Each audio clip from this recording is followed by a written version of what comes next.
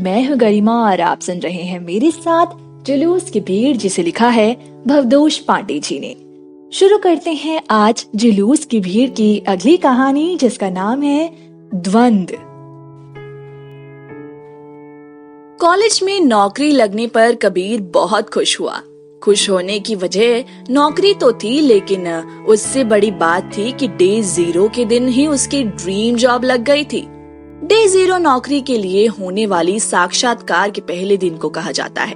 कबीर ने अपने पिताजी को, जो कि शहर के एक नामी ज्योतिषी थे, को बताया तो उन्होंने कहा कि अब तुम्हारे जीवन की सारी बाधाएं दूर हो गई हैं और अब से तुम एक बहुत ही अच्छी जिंदगी व्यतीत करोगे।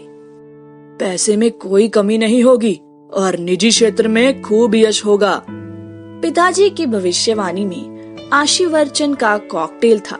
कॉलेज में कबीर ने संगी साथियों को पार्टी देने में कोई कंजूसी नहीं की। हर सप्ताहांत में कोई न कोई संगी साथी पार्टी खाकर चलता बना। अंतिम छमाही की परीक्षा का भी परिणाम भी घोषित नहीं हुआ कि कबीर को 15 दिन के अंदर नौकरी ज्वाइन करने का आदेश आ गया। कबीर ने इंजीनियरिंग की समाप्ति पर बहुत से प्लान बनाए थे, जिसमें से एक दोस्तों के साथ लद्दाख की बाइक यात्रा थी। अभी प्लान बन ही रहा था कि बुलावा आ गया। प्लान बनने से पहले ही समाप्त हो गया। अब कबीर अपनी जन्म स्थली छोड़कर एक बड़े शहर को कर्म स्थली बनाने हेतु निकल गया। करीब 2 हफ्ते का प्रशिक्षण कार्यक्रम चला। यह काफी रोचक रहा। रहने और खाने पीने का उत्तम प्रबंध कंपनी के गेस्ट हाउस में था, जो काफी अच्छा था। प्रशिक्षण के बाद कबीर को असिस्टेंट मैनेजर का पद मिला। उसकी रिपोर्टिंग एक सीनियर मैनेजर को थी। उसके ऊपर पद सोपान में तो तमाम संज्ञा और विशेषण के साथ मैनेजर पड़े हुए थे। कबीर की टीम में कुल 5 लोग थे, 2 सीनियर, 2 जूनियर और एक कबीर स्वयं। इस टीम में सिद्धांत सभी को बराबर काम करना था, लेकिन वास्तविकता कुछ और ही थी।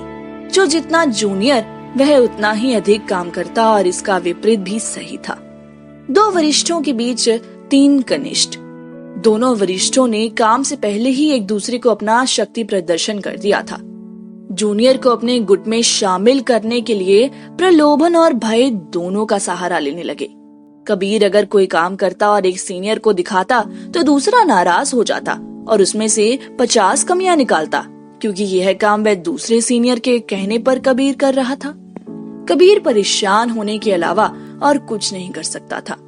कबीर जब कभी एक सीनियर के स्मोक रूम में जाता तो दूसरे की खूब शिकायत सुनता। जब कभी कबीर उसकी हाँ में हाँ नहीं मिलाता तो डांट सुननी पड़ती उसको। कहने को तो टीम थी, लेकिन 5 लोगों के बीच कई गुट बन गए थे। कबीर ने देखा कि यहाँ काम छोड़कर सब कुछ हो रहा है। जब प्रोजेक्ट में देरी होने लगी तो पूरी टीम को थोक में डांट पड़ी, लेकिन जूनियरों को अलग से फुटकर में ज्यादा डांट पड़ी। कबीर ने जब पूरी और सही बात अपने रिपोर्टिंग ऑफिसर को बतानी चाही तो उसका परिणाम और बुरा हुआ। तुम तो ट्रेनी हो ना, अभी आए हुए तुम्हें 1 साल भी नहीं हुआ और अपने सीनियर की शिकायत करने पहुंच गए। कल को तो तुम मेरी ही शिकायत करने ऊपर पहुंच जाओगे। सीनियर की बात नहीं मानोगे तो तुम्हारे ऊपर इनसबॉर्डिनेशन का केस चलने लगेगा। जाओ अपने काम पर ध्यान दो। रिपोर्टिंग ऑफिसर ने अब कबीर को ही उपदेश दे डाला। बुझे मन से कबीर वापस अपने घनाकार कोने में अपने काम पर लग गया। थोड़ी देर बाद एक सीनियर ने अपने चैम्बर में बुलाकर डांट दिया कि उसकी शिकायत करने वह क्यों गया था। दरअसल दूसरे सीनियर ने उसे रिपोर्टिंग ऑफिसर के पास जाने की सलाह दी थी। आदेश में एक रूपता ना होने की समस्या से कबीर परेशान हो रहा था। भाई चलो स्मोक रूम में घूम के आते हैं। पास के घनाकार कोने से आवाज आई। भाई काम करने से यहाँ कुछ नहीं होता है। मक्खनबाजी सीख लो, चापलूसी का अभ्यास कर लो और बॉस की सेवा करो। काम करने से कुछ नहीं होता है, काम तो होता ही रहता है। पड़ोसी असिस्टेंट मैनेजर ने बिना मांगे काफी कुछ सलाह कबीर को दे डाली थी। घर पहुंचा तो कबीर किंकर्तव्य विमूढ़ हो चुका था। बार बार सोचने लगा कि काम करने से ही तो कंपनी चल रही है। वह कैसे कह रहा है कि काम करने से कुछ नहीं होता है। कोई आइडिया आए तो उसे प्रयोग करने से पहले सीनियर से पूछो। एक हाँ बोलेगा तो दूसरा ना, और तीसरा बोलेगा कि सोचा जाएगा तुम्हारे नए विचार पर, तब तक जैसे हो रहा है वैसे ही काम करो।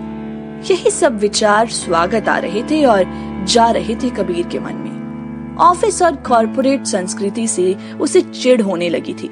वरिष्ठता कनिष्ठता का पद सोपान, बॉस की अनावश्यक प्रशंसा और सबको ललो चौपो करना उसे कुड़ने के स्तर तक परेशान कर देती।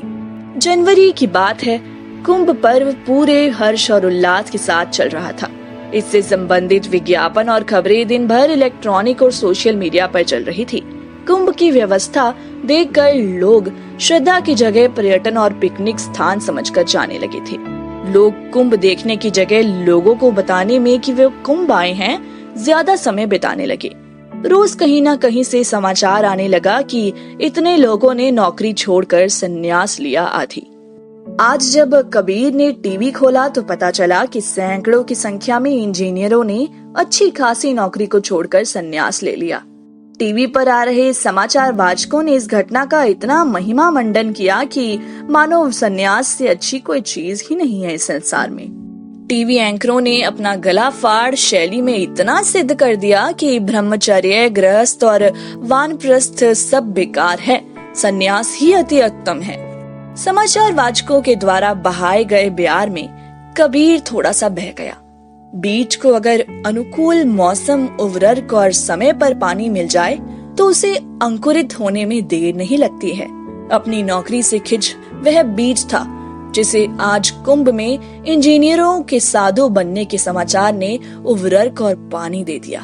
उसी बीज से वैराग्य का अंकुरन फूटने लगा। पिताजी ने पता नहीं कौन सी कुंडली देखकर बोला था कि निजी क्षेत्र में खूब यश मिलेगा। यहाँ तो कंफ्यूजन और घुटन के अलावा तो कुछ भी नहीं। आपके ऊपर 50 लोग पड़े जिनके किसी भी तरह के आदेश को मानना है। नहीं कर सकता ऐसी नौकरी जिसमें व्यक्तिगत स्वतंत्रता ना हो। बीज से अंकुरन पत्र निकलने लगा था। ठंड की वह रात निर्णय अनिर्णय की झूला झूलती रही। सुबह 4 बजे के करीब यह झूला एक निर्णय पर आकर रुका। तय हुआ कि सुबह 6 बजे की ट्रेन से प्रयागराज के लिए निकलना है। टिकट तो था नहीं, फिर कैसे क्या? जब सब छोड़ना ही है तो सबसे पहले आराम छोड़ना होगा। जनरल क्लास से चलूंगा प्रयाग। कबीर का निर्णय अब दृढ़ हो रहा था। घर पर अपने संन्यास की तैयारी की सूचना देनी है कि नहीं? अगर देनी है तो कैसे? कहीं माँ का प्रेम मेरे निर्णय को बदल तो नहीं देगा? निर्णय के बाद थोड़ी सी डगमगाहट कबीर के मन में जारी रही। स्टेशन पर ट्रेन के जनरल कोच में खचाखच भीड़ ने कबीर की परीक्षा ली। संकट में निर्णय लिए जा सकते हैं, सामान्य अवस्था में नहीं। एक बार तो भीड़ देखकर कबीर के इरादे कमजोर पड़ गए और वह प्लेटफॉर्म से वापस जाने लगा। सोचा कि अगले हफ्ते आरक्षित क्लास में वह जाएगा, लेकिन थोड़ी ही देर में वही प्रश्न फिर से उठा। जब सब कुछ त्याग करना है तो आराम क्यों नहीं? करीब 12 घंटे की थकाऊ यात्रा के बाद कबीर कुंभ पहुंचा। कुंभ की भव्यता और प्रबंधन ने उसका मन मोह लिया। अगले दिन सुबह 3 बजे महाशिवरात्रि का शाही स्नान था और उसके बाद अभ्यर्थियों के लिए दीक्षा का कार्यक्रम एक अखाड़े के द्वारा पूर्व नियोजित था। कबीर ने एक बार सोचा कि अंतिम बार अपने घर वालों, खासकर अपनी माँ को अपने संन्यास की योजना बता दूं, लेकिन कहीं माँ की ममता उसे रोक ना ले। यह सोचकर उसने घर पर अपने आगे की योजना को बताना समीचीन नहीं समझा। आज से आप संसारिक मोह माया से मुक्त हैं। लोभ, काम, क्रोध यह सब अतीत की बातें हैं। आज से आपका जीवन सुख सुविधा को भूलकर त्याग के रास्ते पर चलेगा। आप और मैं, हम सब उस परमात्मा के समक्ष बराबर हैं। मानव में कोई भेद नहीं हो, यही हमारा संदेश है। हम सांसारिक मोह माया से मुक्त हैं, लेकिन संसार से असंपर्कित नहीं है। संसार का कल्याण हमारा परम उद्देश्य है। बस जिस दिन संसार के उपलब्ध संसाधनों पर अपने अधिकार हेतु लोगों में लोभ कम हो जाएगा, उस दिन मानव मात्र में प्रेम का संचार होगा और जन कल्याण की शुरुआत होगी। यह तभी संभव है जब भोग की जगह त्याग की संस्कृति का प्रचार प्रसार हो। हम लोग आज से माँ गंगा का जल अपने हाथों में लेकर शपथ लेंगे कि त्याग की संस्कृति का अनुसरण करते हुए हम सभी संसार में आदर्श की स्थापना करेंगे। महामंडलेश्वर की बातें कबीर के कानों के रास्ते सीधे सीधे मन तक पहुंच रही थी। गंगा के तीर पर सुबह सुबह 4 बजे की ठंडी हवा कबीर को कंपा रही थी। उसके सिर के बाल मुड़े हुए थे और शरीर पर बिना सिले हुए कपड़े के रूप में धोती थी। कड़ाके की ठंड से कबीर का रोम रोम कांप रहा था, लेकिन दृढ़ इच्छा शक्ति की ढाल इन हमलों को बेअसर कर रही थी। महामंडलेश्वर के संबोधन के बाद सभी नवागंतुक दीक्षित हुए और शाही स्नान के लिए गंगा घाट की तरफ बढ़े। ओम विश्वाने देवे सुवितो के मंत्र उच्चार के बीच सूर्य देव को अर्घ्य देकर सभी नव दीक्षित आश्रम की तरफ बढ़े। आश्रम में उन्हें विस्तार से नियम, शौच, अशौच, संध्या, ध्यान विधि, विधि निषेध सबसे परिचय कराया गया। करीब 10 दिन के कुंभ कल्प वास के बाद सभी नव दीक्षितों को अलग अलग आश्रमों में भेज दिया गया। कबीर को एक बहुत पुराने आश्रम में भेजा गया, जो एक प्राकृतिक वातावरण में स्थित था। पहाड़ों पर स्थित जंगल में वह आश्रम की नदी के किनारे स्थित था। आश्रम में एक पुराना और प्रसिद्ध मंदिर था, जहाँ पर बड़ी मात्रा में स्नान के बाद श्रद्धालु आते थे। इनका आगमन आश्रम के लिए आय का स्रोत था। इसके अलावा आश्रम के पास एक गौशाला थी, जिसमें दर्जनों की संख्या में गायें भी। आश्रम के शीर्ष पर महंत जी थे, जिनकी सेवा में कई साधु लोग लगे रहते। महंत जी का जब कभी मन किया तो सभी आश्रम के सदस्यों को बुलाकर प्रवचन और अवचन, जिसमें अपशब्द की मात्रा अधिक होती, सुना दिया करते थे। बाकी समय में महंत जी क्या करते थे, किसी को कुछ भी नहीं पता रहता। कबीर को आश्रम का माहौल पसंद आया। नदी, पर्वत और जंगल का अद्भुत मिश्रण उसे काफी मनमोहक लगा, क्योंकि वह कॉर्पोरेट के घनाकार कमरे की जिंदगी को छोड़कर यहाँ आया था। कबीर के कानों में महामंडलेश्वर की आवाजें अभी भी गूंज रही थीं। यह तभी संभव है जब भोग की जगह त्याग की संस्कृति का प्रचार प्रसार हो।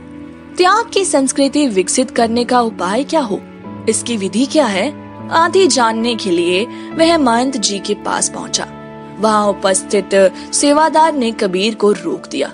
उत्तर मिला कि महंत जी समाधि में हैं, बाद में आना।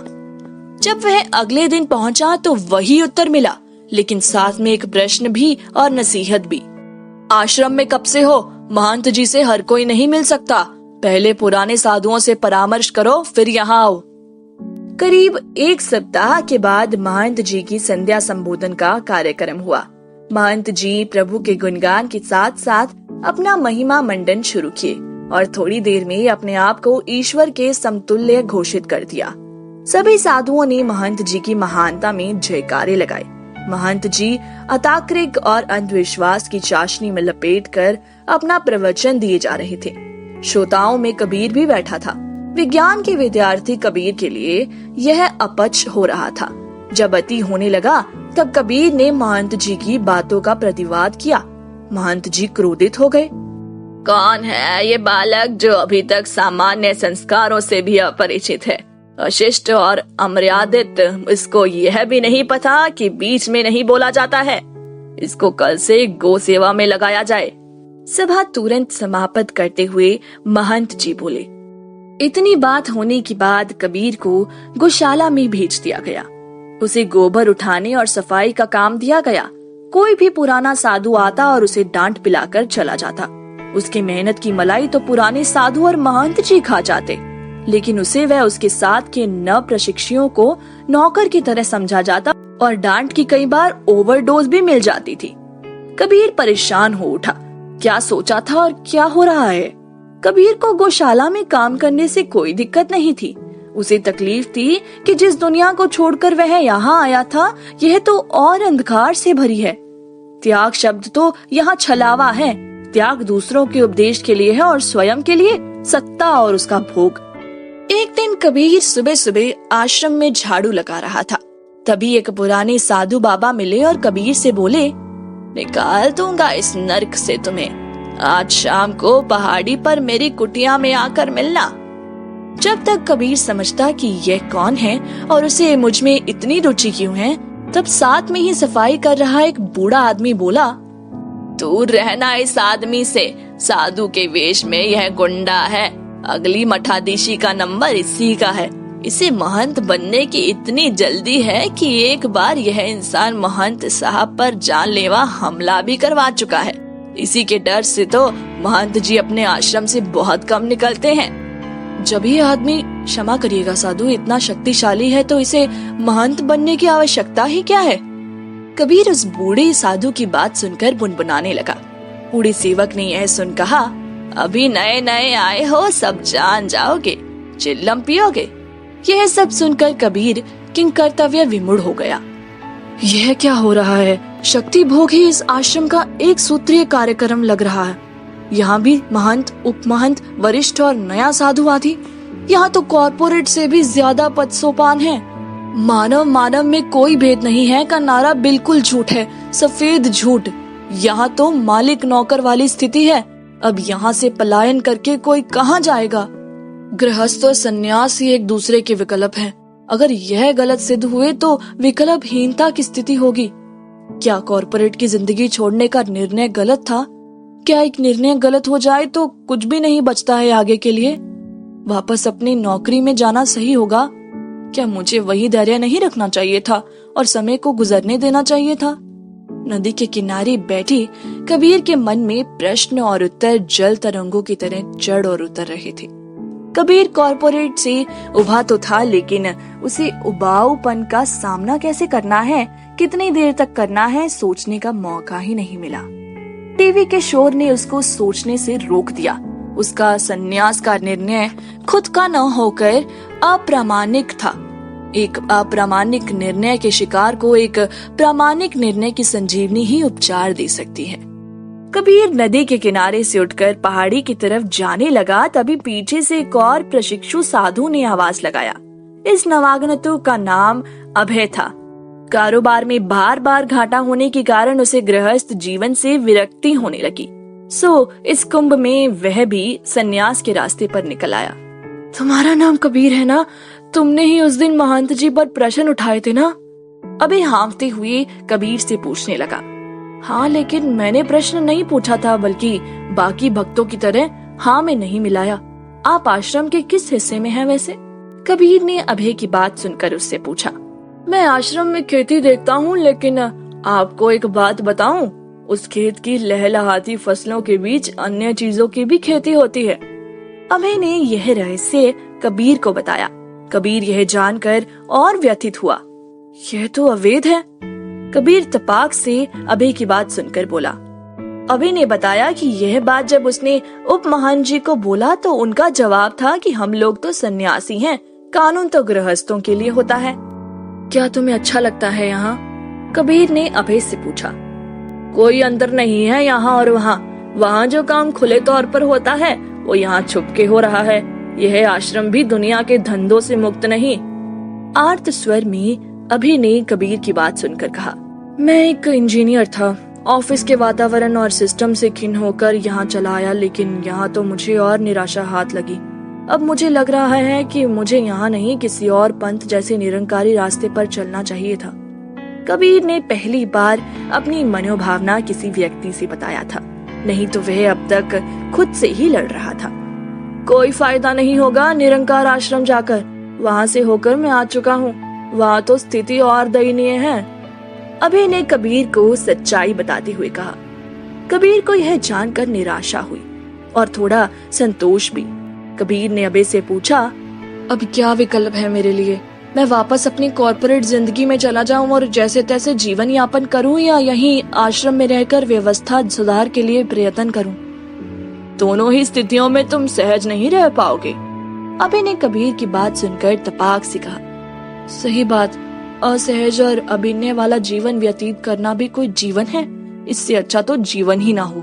नकारात्मकता ने कबीर को अब घेर लिया था और वह इसी तरीके से अब अभय से बात कर रहा था।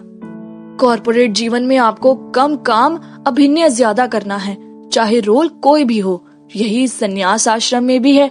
आपको गृहस्थों के सामने सन्यासी का ढोंग करना है, भले ही आप खुद उन चीजों के मोह से ग्रस्त रहो। कबीर पहली बार अपनी मनोस्थिति वाले मित्र को पाकर अपने मन की सारी बातों को उसे बता रहा था। क्या तुम एक ऐसे पंथ के बारे में नहीं सोच सकते जो कृत्रिमता की जगह सहजता को बढ़ाए? अभय ने कबीर को सुझाव देते हुए कहा।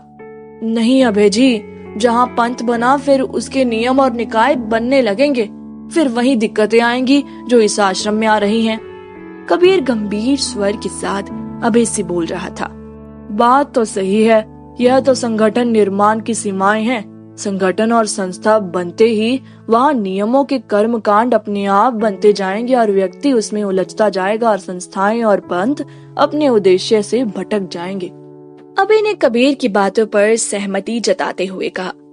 अब मुझे समझ में आ गया, संसार की सबसे बड़ी समस्या सहज ना रह पाना है।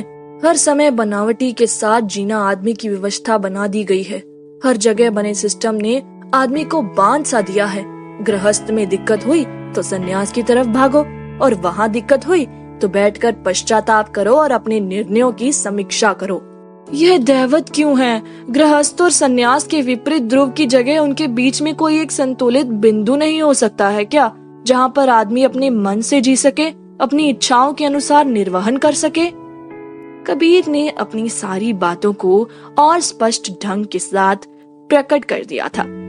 व्यक्ति तो स्वतंत्र ही पैदा होता है, उसे तो व्यवस्था के नियम और कानून धीरे धीरे जकड़ते जकड़ते जड़ कर देते हैं। अभय ने कबीर का एक बार फिर समर्थन करते हुए कहा। इतना कहकर कबीर वहाँ से चला जाता है।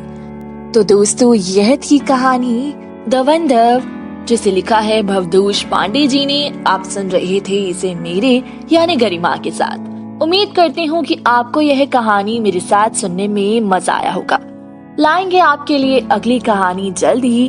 तब तक के लिए सुनते रहिए बुक ऑडियो पर और कई कहानियाँ। धन्यवाद।